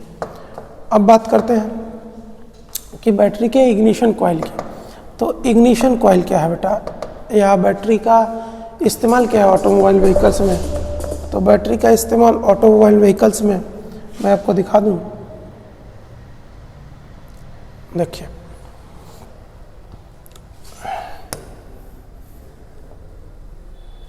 ये आपका बैटरी है, इग्निशन स्विच है। जब भी हम इसके पहले इतने प्रिंसिपल को समझ लिया जाए, जब भी कभी हम बेटा बैटरी के इग्निशन सिस्टम को ऑन करते हैं, जब भी कभी हम बैटरी के इग्निशन सिस्टम को ऑन कर रहे हैं बेटा, इसका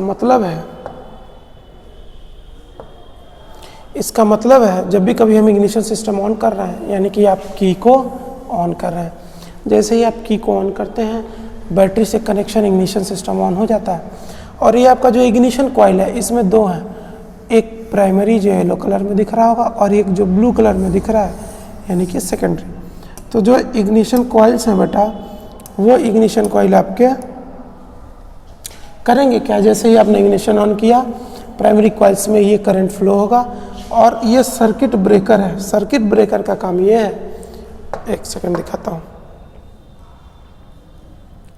देखिए ये कॉन्टैक्ट ब्रेकर या सर्किट ब्रेकर क्या करता है, इसके ब्रेक को जैसे ही ब्रेक करेगा, यानी कि इसके चार्ज को जैसे ही ब्रेक करेगा, ब्रेक करने पे ये कैम से ऑपरेटेड है। एक सेकंड, थोड़ा सा डिस्टर्ब कर रहा है, ठीक। ये जो कैम है जैसे ही रोटेट होगा, कैम के रोटेशन पे बेटा ये इस कॉन्टैक्ट ब्रेकर को कॉन्टैक्ट हटा देगा, तो ये जो करंट फ्लो हो रहा था इस रास्ते, ये फ्लो ब्रेक हो करके इस कैपेसिटर से फ्लो होने लगेगा। ये कैपेसिटर क्या करेगा, ये कैपेसिटर क्या करता है, क्योंकि ईएमएफ जनरेट होगा जैसे ही सर्किट ब्रेक होगी, और ये में भी 22 वाट से या 12 वोल्ट से ये 22,000 वोल्ट तक का करंट इस कॉइल से जनरेट हो जाएगा। यानी कि कॉन्टैक्ट ब्रेकर का काम यही है कि मिनिमम वोल्ट से मैक्सिमम वोल्ट को ले जाना प्राइमरी और सेकेंडरी वाइंडिंग की मदद से। ठीक है, चलिए देखते हैं।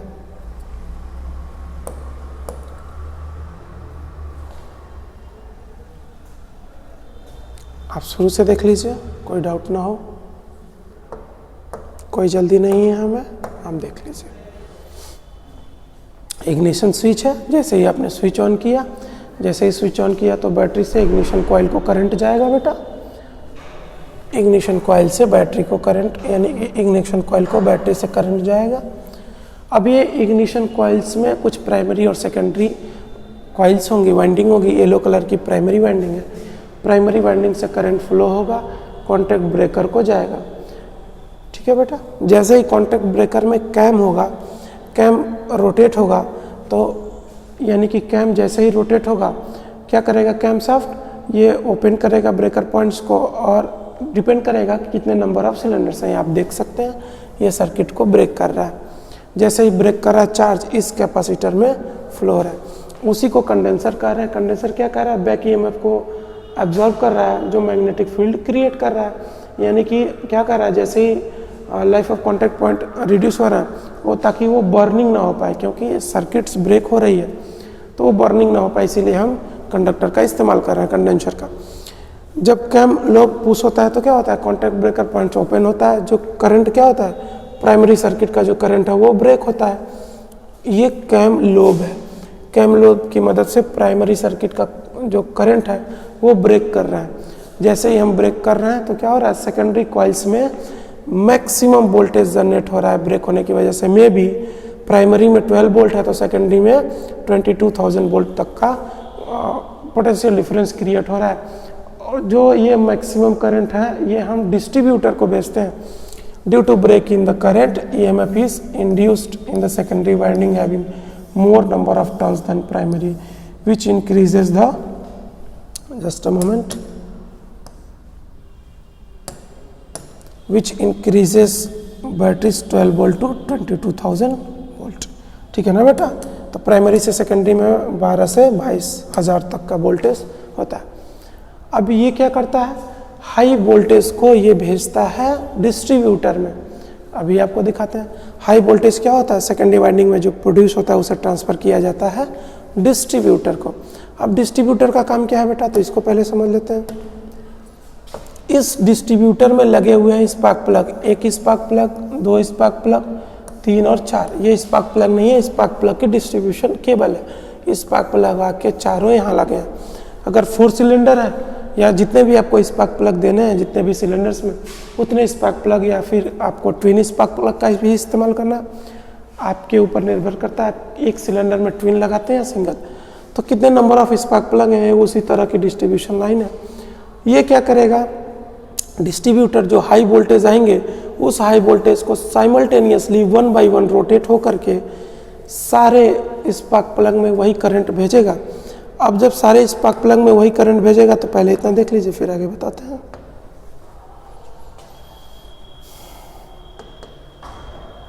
ठीक है, सारे के सारे स्पार्क प्लग में स्पार्क को सेंड कर रहा है। रोटर क्या कर रहा है, जब कांटेक्ट में आ रहा है 22,000 वोल्टेज के पोटेंशियल डिफरेंस को या करंट को वो पास करा रहा है, और पास करा रहा है तो हो क्या रहा है, वो जा रहे हैं सारे के सारे स्पार्क प्लग पे, और वो उस नंबर के स्पार्क प्लग को उतना वोल्टेज से करंट फ्लो करा रहा है।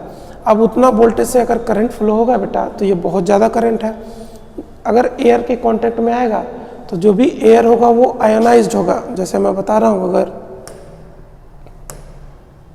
देखो कह रहा है कि क्योंकि हाई वोल्टेज ट्रांसफर हो रहा है, डिस्ट्रीब्यूटर को स्पार्क प्लग क्या कर रहा है, हाई टेंशन केबल से भेज रहा है, और ये पोटेंशियल डिफरेंस जो वोल्टेज डिफरेंस है वो सेंट्रल इलेक्ट्रोड और ग्राउंड इलेक्ट्रोड के बीच में एक पोटेंशियल डिफरेंस क्रिएट कर रहा है। मतलब ये जो गैप है इसके बीच में अगर इतना करंट फ्लो होगा 22,000 वोल्ट से, तो जो इसके बीच में जो गैसेज हैं बेटा, जो एयर है वो आयनाइज्ड हो जाएंगे, और आयनाइज्ड हो जाएंगे तो वो स्पार्क करेंगे। देखिए कैसे,